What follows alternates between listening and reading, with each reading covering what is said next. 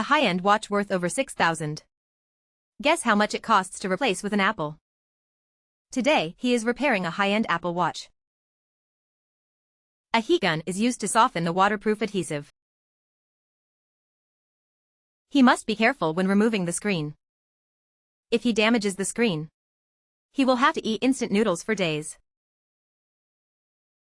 Opening the screen shows its premium quality. The internals are different from other watches.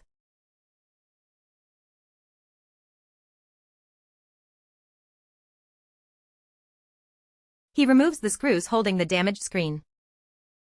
Then, he takes out a new screen. He will reinstall it to complete the repair.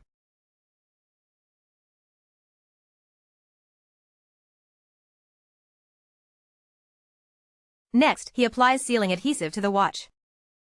This restores its airtightness.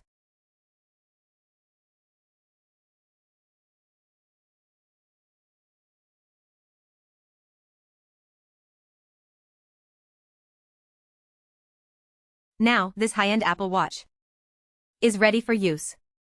He solved a problem that took days for service.